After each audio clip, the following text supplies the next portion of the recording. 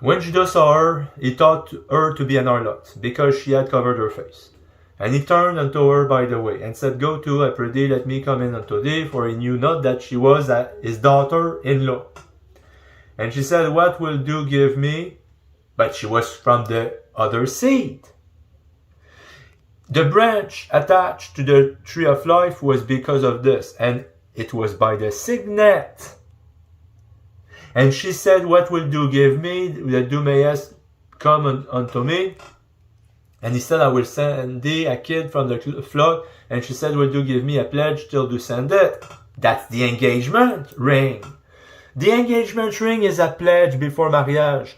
And she said, Will you give me a pledge till you send it? That's the engagement ring. The engagement ring is a pledge before marriage. The signet ring is about the authority and the family. You know, you make a family with the marriage. And he said, What pledge? Engagement. Shall I give thee? A sign of engagement. And she said, The signet, a ring, and the bracelet and the staff that is in the hand, and he gave it her. We know that the staff is for authority also. And he gave it her, and came in to her, and she conceived by him, and she arose and went away, and laid by her veil from her, and put on the garment of her widowhood. And Judah sent the kid by the hand of his friend the Dulamite to receive his pledge from the woman's hand, but he found her not. Then he asked the men of that place, saying, Where is the harlot that was openly by the wayside? And they said, There was no harlot in this place. So after listening to you read your version of what you think Genesis 38 means, I'm going to have to challenge you on you saying that the tradition of exchanging engagement rings and wedding bands, all in order to prove that you've made a commitment to somebody in marriage. I mean, first of all, Judah didn't give his signet ring or his bracelets or his staff because he wanted to prove his love to her. Judah didn't even know that it was Tamar from whom he was purchasing sex from. No, she asked what Judah would give her for a night of sex, and he said that he'd get her one of his young sheep from his flock. But because he couldn't get it to her that night, Tamar demanded that he was to pledge to her his signet ring and his bracelets and his staff, and then she'd return those very items back to Judah in exchange for the sheep that was agreed upon. Judah wasn't proposing to Tamar when he gave her what she asked for. Those items were only given to Tamar as collateral that Judah would indeed return with the sheep. And if not, those 3 items would have been Tamar's to keep. This by no means was the origin of a tradition of wedding and engagement rings. And she said, Will you give me a pledge till you send it? That's the engagement ring. The engagement ring is a pledge before marriage. Before the 1930s, nobody exchanged diamond rings when they got engaged. It wasn't a thing. Genesis 38, Tamar asking for the signet ring, and then it ended up in marriage. Overturned. I'm earning some points here thanks to you, Voice of Jane. Thank you very much. What are you doing here? You're just trying to confuse the matter with a story from the Bible where you're telling everybody that the signet ring that Judah gave to Tamar was an engagement ring. You're just making that stuff up, and it's easy to prove. Did you know about the ancient origins of wedding rings, or the myth of the vein of love? What other wedding traditions do you think have surprising origins? Let us know in the comments. If you enjoyed this journey through history, make sure to like this video, subscribe, and hit the bell icon so you never miss out on more fascinating stories from the past. So this video purpose was for to say it's from the Egyptians, so it must not be from my God. But in the scriptures, it's saying that they were borrowed from the Egypt, because he takes their spoil and gives to his people.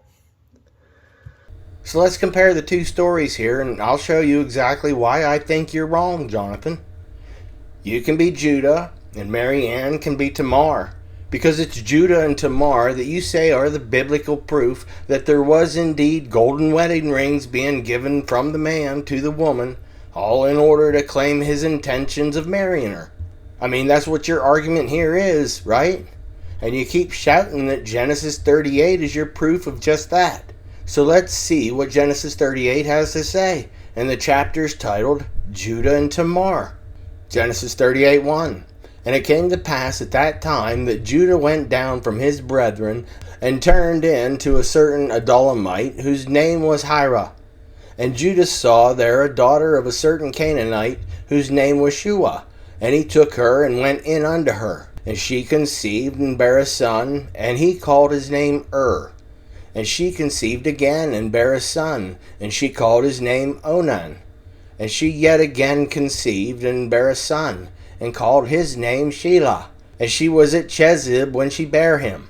Okay, so what we've gotten so far from the first 5 verses here, we see Judah, which I say would represent you, Jonathan, but I haven't seen anything about Mary Ann yet, which would be Tamar. But what do we see instead? We see that Judah married a Canaanite woman by the name of Shua. And the next thing you know, Judah and Shua popped out 3 sons. You had then they had Onan, and the last son name was Shelah. So we have a wife, and we have 3 sons. But why don't I see anything describing this sacred tradition that you say Judah came up with? Did you see any mention of any type of engagement rings of promise being given to his wife Shua? Or any type of gold wedding bands that designated that you and your wife are indeed married? I thought that you said Judah was the one who started this tradition in Genesis 38. But I sure haven't seen anything yet that backs you up on this, Jonathan. Let's keep on reading. Genesis 38:6. And Judah took a wife for his firstborn, whose name was Tamar.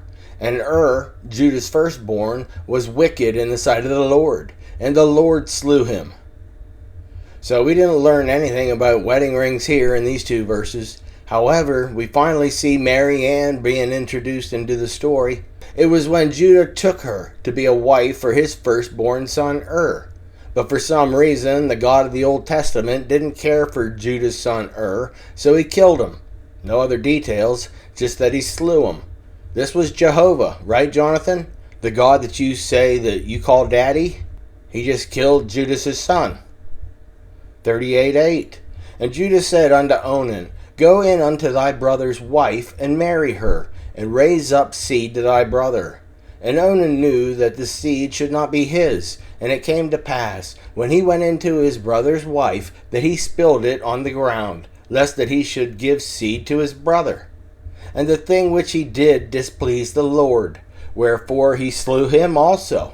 Okay, so son number 1, he dies. Jehovah killed him for some reason.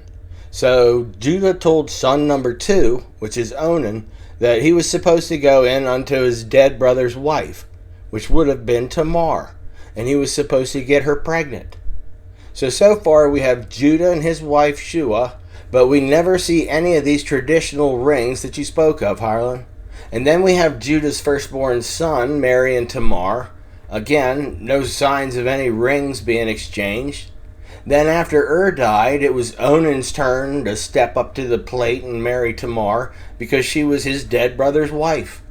But still, we see no mention of any wedding rings, Jonathan. So that's 1 marriage for Judah, with no traditional wedding rings being spoke of. And we have Tamar being married twice already, without a mention of any ring. So when does this Genesis 38 miracle take place, Jonathan? Because as of now, we've seen 3 marriages, but not 1 single wedding ring yet. I mean, wow, some traditions just take a little longer to get off the ground, don't they? But let's keep reading and we'll see what happens. Genesis 38:11. Then said Judah to Tamar, his daughter-in-law, Remain a widow at thy father's house, till Shelah my son be grown. For he said, Lest peradventure he die also, as his brethren did. And Tamar went and dwelt in her father's house. So now we have Tamar being told by her father-in-law Judah that she needs to go back to her father's house and wait till his 3rd son, Shelah, became old enough to marry her. So there was going to be another marriage in the family, which would have made 4 marriages. But I still haven't heard any of the traditional stuff about wedding rings yet. Don't you think that Sheila should have just been out there working and saving his money up so that once he finally did reach the age to where he could marry Tamar, he would have had a nice rock to give her? I mean, I'm just saying he could have utilized his time better, if that's what he's supposed to be doing. If Genesis 38 is where this all started, this whole tradition of wedding rings. 38:12. And in process of time, the daughter of Shua, Judah's wife, died. And Judah was comforted, and went up to his sheep shearers to Timnath, he and his friend Hira the Adullamite. Okay, in verse 12 here we see that Judah's ringless wife dies. So to get away from it all, he goes up to where his sheep shearers were in Timnath to hang out with his friends. But Tamar had a more sinister thought once she found out that Judah was out with his friends in Timnath. So do you want to know what she did? She took off her widow's clothing and she replaced it with the veils of a prostitute, because she was determined to get a child through Judah's bloodline one way or another. And when she found out that Shelah, that was Judah's third-born son, that Tamar was waiting on to become of age, but Judah never offered him to her like he had previously promised her. So she dressed up like a prostitute and tricked Judah into impregnating her. Isn't that what you say Mary Ann did? By tricking the man and getting her pregnant on purpose. But I still don't see this ring you were overturning everything with, Jonathan. It's not in here anywhere. Genesis 38, Tamar asking for the signet ring, and then it ended up in marriage. Overturned. I'm earning some points here thanks to you, Voice of Jane. Thank you very much. 38:13.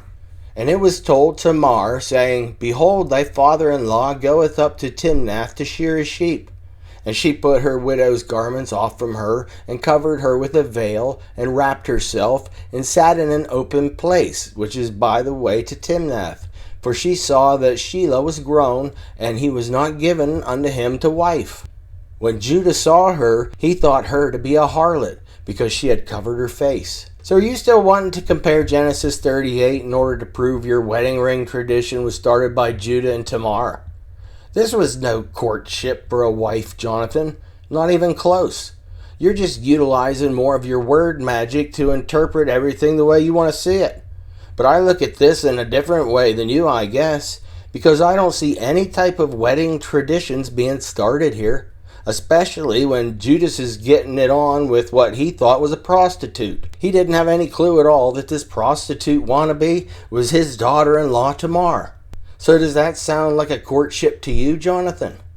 I can really feel the love. And he said, what pledge? Engagement? Shall I give thee? A sign of engagement. And she said, the signet. A ring? 38:16. And he turned unto her by the way, and said, Go to, I pray thee, let me come in unto thee. For he knew not that she was his daughter-in-law. And she said, What wilt thou give me that thou mayest come in unto me? And he said, I will send thee a kid from the flock. And she said, Wilt thou give me a pledge till thou send it? And he said, What pledge shall I give thee? And she said, Thy signet, and thy bracelets, and thy staff that is in thine hand. And he gave it to her, and came in unto her, and she conceived by him. But what about the signet? Saving life and keeping promise. It is biblical. Don't search for ring, search for signet. What is a signet? Ring. A signet ring. What it's for? Family lineage. Yes, Jonathan, a signet ring was used to show family lineage, but it wasn't used as an engagement ring. And he said, what pledge? Engagement. Shall I give thee? A sign of engagement. And she said, the signet. A ring? So what you're saying is that Judah had been using his signet ring all this time in order to melt and make his seals out of wax. But then, in order to prove that he loved that prostitute so much, Judah decided to switch out its function and give it to this prostitute that he doesn't even know. all in order to pledge his love for her and to let her know that there was going to be a marriage. Genesis 38, Tamar asking for the signet ring, and then it ended up in marriage. Overturned.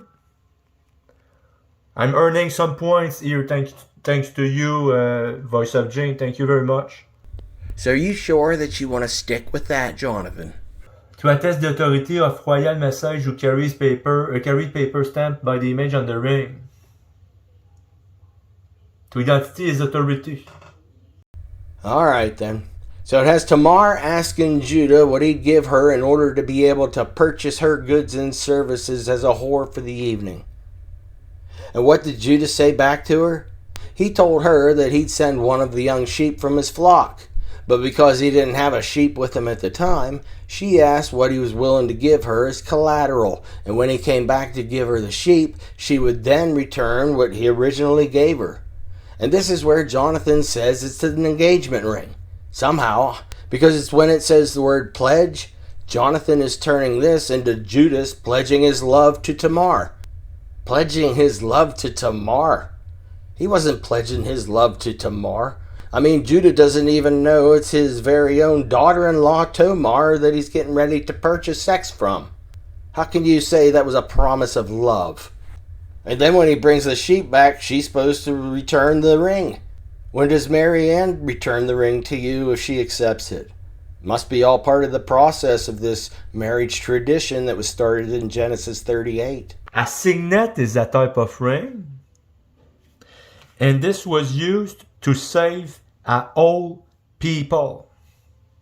The story with Tamar in Genesis 38 with the signet, which was a ring. And by this ring, she was saved, saying to Judah, do you remember? Here's the proof of your promise. And you call it an engagement ring, Jonathan, because it says that he gave her his signet, which is a ring, but this ring isn't for weddings. It's to be able to show other people his authority and his status. It's not a wedding ring, and he didn't just give her his ring out of the blue. No, she had to ask for the ring as collateral. And she didn't only ask for his signet ring either, Jonathan. She also asked for his bracelets and for the staff that he was carrying with him. So why don't we see any bracelets and walking staffs as being part of this sacred wedding tradition that you made up? I mean, look at the definition for pledge, H6162. In the sense of exchange, upon given as security. The definition didn't quite say that it meant to pledge your love to someone else, did it? But I know that you're twisting it all up the best you can to have it mean that. So then what happened? We got Genesis 38:19. And she arose and went away, and laid by her veil from her, and put on the garments of her widowhood. And Judah set the kid by the hand of his friend the Adullamite to receive his pledge from the woman's hand, but he found her not. So Tamar woke up the next day and put her widow's clothes back on and left. And in the meantime, Judah was fulfilling his payment obligations by having his friend take a sheep into the city to give to Tamar. And then when she received the sheep, she was supposed to give back the signet ring, the bracelets, and the staff. But she was nowhere to be found. It was because she had more use for the 3 items than she did the sheep. She was going to use those same 3 items to prove that Judas was the very person that impregnated her. Almost like a paternity test. I never heard you say any of this stuff, Jonathan. Nothing about the bracelets. Nothing about the staff. You only talk about this signet ring being his pledge of his love to her. And this is where the wedding ring tradition came from. Anybody that reads Genesis 38 in context, they're going to plainly see how you're manipulating everything. But your interpretations make no sense at all, and it's not substantiated in the Bible. Just because it has the word ring, it doesn't mean that that word ring was supposed to be used for weddings. There's different definitions. Genesis 38:21. Then he asked the men of that place, saying, Where is the harlot that was openly by the wayside? And they said, There was no harlot in this place. And he returned to Judah and said, I cannot find her. And also the men in the place said that there was no harlot in this place. And Judah said, Let her take it to her, lest we be shamed. Behold, I sent this kid, and thou hast not found her. And the next part of the chapter here is when we see Judah being told that his daughter-in-law played the harlot, and now she's 3 months pregnant. Genesis 38:24. And it came to pass about 3 months after that it was told Judah, saying, Tamar thy daughter-in-law hath played the harlot, and also, behold, she is with child by whoredom. And Judah said, Bring her forth, and let her be burnt. When she was brought forth, she sent to her father-in-law, saying, By the man whose these are, I am with child. And she said, Discern, I pray thee, whose are these? The signet and bracelets and staff. And Judah acknowledged them and said, She hath been more righteous than I, because that I gave her not to Shelah my son. And he knew her again no more. And it came to pass in the time of her travail, that behold, twins were in her womb. So Jesus Christ used that ring to save life and to keep promise. And you say, voice of James, that it is not biblical? Overturn. Try me again. Because she loves it. She loves it to see me overturn you. And not the same way that I would her. So as far as I was concerned, Jonathan, Genesis 38 was a big bust. Your attempt to compare Judah's handing over his signet ring to a prostitute that he didn't even know her name as being proof? And you say that this was the origins of the wedding tradition of using rings to pledge their love to one another. So again, whatever happened to the bracelets and the staff that were given to Tamar as a pledge? Were they phased out over time for some reason? I mean, Jonathan, if this was actually the real origin of the wedding tradition, why in the world would Judah have expected her to give the ring back to him the very next day when he gave her the sheep? So do you see my dilemma here, Jonathan? And why did you tell Mary Ann that I was only trying to deceive her when I brought up that the wives were treated like slaves? Like they were owned? The ring's circular shape was also significant. It symbolized eternity, with no beginning or end, perfectly capturing the essence of everlasting love. As time went on, the tradition of wearing wedding rings spread to the Romans. The Romans adopted the practice but added their own twist. They used rings made of iron to signify strength and permanence. However, for the Romans, the ring was also a symbol of ownership, reflecting the views of marriage in Roman society. Over time, the rings evolved from simple ownership, like you're my slave, you do as I say, you cannot leave the house, and I own you. And you see, okay, the message from Voice of Jane, what he's trying to do? He's trying to reinforce the thoughts from the demons that was put in your mind already. No, Jonathan, that's not it at all. I'm just slowly bringing things to the forefront for everybody to see. I'm showing them the truth about the origins of the wedding rings. And the traditional origin of these rings didn't come from Genesis 38 like you think. But too bad, because I overturned. Marianne, how do you really feel about this? I mean, why would you say that, Jonathan? Especially when there were indeed a lot of women that were treated in just that manner. So listen what you get to do when you go to war and you set your sights on some nice looking woman that you've captured, and you make the decision to just go grab her out from the others and make her your wife. Just like that. No magical signet ring of powers for you to fall back on here, Jonathan. Nothing. Marrying female captives. Deuteronomy 21:10. When thou goest forth to war against thine enemies, and the Lord thy God hath delivered them into thine hands, and thou hast taken them captive, and seest among the captives a beautiful woman, and hast a desire unto her, that thou wouldest have her to thy wife, then thou shalt bring her home to thine house, and she shall shave her head, and pare her nails, and she shall put the raiment of her captivity from off her, and shall remain in thine house, and bewail her father and her mother a full month. And after that thou shalt go in unto her, and be her husband, and she shall be thy wife. And it shall be, if thou hast no delight in her, then thou shalt let her go whither she will. But thou shalt not sell her at all for money. Thou shalt not make merchandise of her, because thou hast humbled her. And don't forget, Jonathan, that the Bible still supports slavery unless you can show me where it was abolished or something, because we have laws about slaves. Exodus 21:1. Now these are the judgments which thou shalt set before them. If thou buy a Hebrew servant, 6 years he shall serve, and in the 7th he shall go out free for nothing. If he came in by himself, he shall go out by himself. If he were married, then his wife shall go out with him. If his master have given him a wife, and she have been born him sons or daughters, the wife and her children shall be her master's, and he shall go out by himself. So after 6 years are up, the slave has an opportunity to leave. But if he was given a woman to marry while he was there, and she had children by him, his wife and his children are still considered to be the master's property. You're allowed to leave if you want to, but all these little children are going to be recognized as being owned and therefore required to stay behind. But if he decides that everything is going just peachy keen in his life with his wife and his children, and he says that he wants to stay, then they drag him to a wooden post and ram a metal awl through it so they can prove ownership. So when did Moses ever do away with those slavery laws, Jonathan? He hasn't. They're still on the books. And there are plenty more out of this world laws that are still on the books. So how do you feel about all the laws that still cover the issue of slavery? So I'm not telling anybody any lies here, Jonathan, like you say I'm doing. I'm just pointing out passages in the Bible that you won't ever show people. But you're the one that's calling me the demon. Exodus 21:5.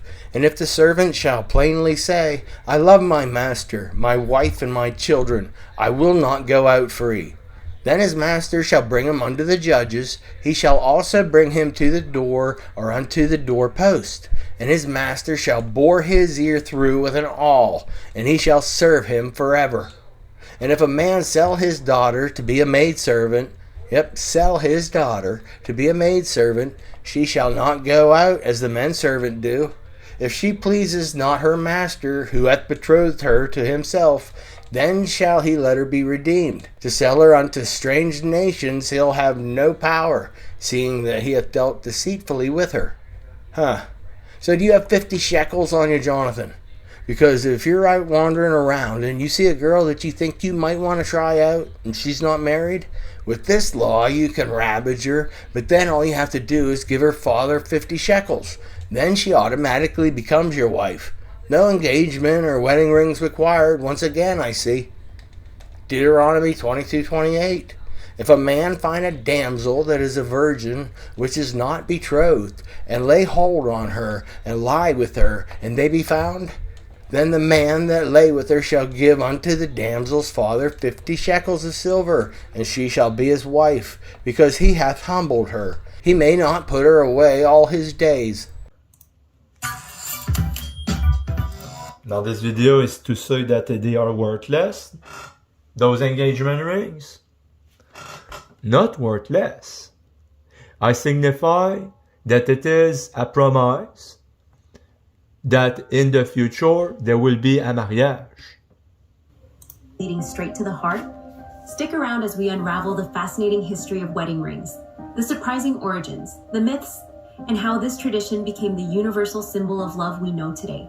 Picture a modern wedding, the moment when the couple exchanges rings, a gesture filled with love and emotion. But why do we wear wedding rings? And why specifically on the ring finger? The origins of this beautiful tradition date back to ancient Egypt, over 4,000 years ago. The Egyptians used braided hemp and reeds to create the first wedding rings. They believed in the vena amoris, or the vein of love, which they thought ran directly from the ring finger to the heart. This symbolism made the ring a powerful representation of eternal love. So he's saying this is coming from Egypt. Egypt is the enemy that put under bondage the people of Israel. Do I get it about right? This is extremely interesting. Are you amazed? You comfort yourself thinking that it's not just you that I was able to keep for so long, but it's everybody else. I just got 103 subscribers.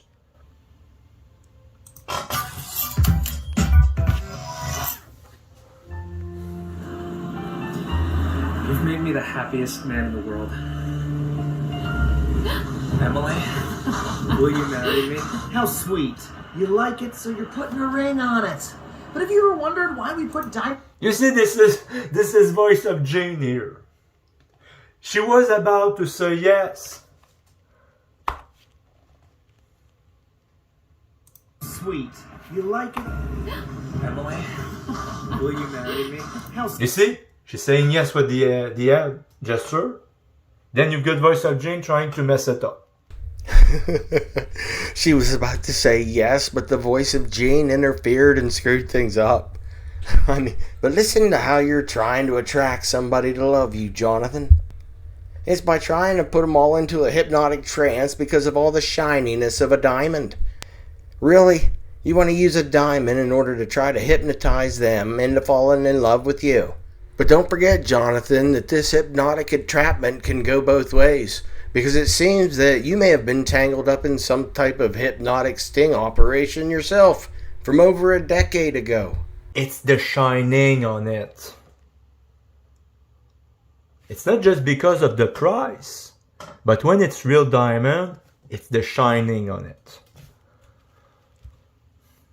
That's why she still wants her ring. The person who sold me the ring was telling me that the ring that she received, she never saw a ring like the same ring on the finger of any other woman. The unique aspect of it. Oh boy. Yep, it was a one-of-a-kind engagement ring, all right. It was the only one like it for sure. Oh man, I mean, they're taught to say stuff like that, Jonathan, all in order to try and make the sale to gullible people like yourself when it comes to this kind of nonsense. I mean, surely Samuel should have said something to you about it. Isn't he where you get your worldly advice from? I mean, he's letting you down if he didn't say anything. But it's the shining that really gets them to fall in love with you and to say yes. And another thing here while I'm at it, Jonathan, let me ask you if the Pharaoh was proposing to Joseph in Genesis 41. You know, when the Pharaoh took off his ring and placed it on the hand of Joseph, and then dressed him up in a bunch of fine linen and placed a gold chain around his neck. And this was back when it was frowned upon for men to marry men.